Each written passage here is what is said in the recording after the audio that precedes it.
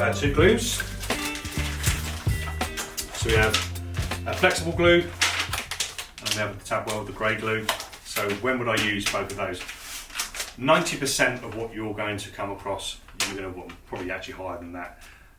This flex glue will take you all the way through from rough out all the way through to final finish.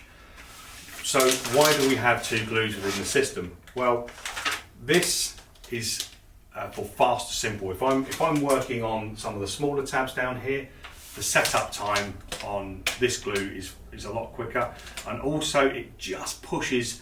This tops out around the 30°C mark. You'd have to start trying to cool it down, whereas this will push into the sort of 30, 34, and it becomes very effective still.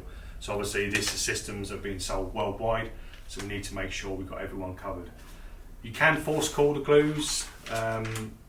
Would we recommend it? Wherever possible, try and let the glues cool down together with the tab and the panel surface. If you need to force cool, some compressed air or a wet rag just draped over the top of the panel is enough to just cool that panel down. You know, if you get up into the temperatures like we had last year, 40 odd degrees, that's something you can do.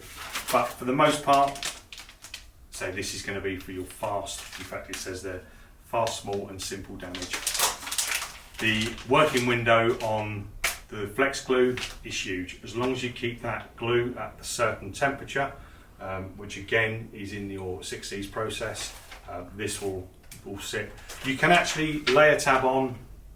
You can reheat the tab again with your heat gun.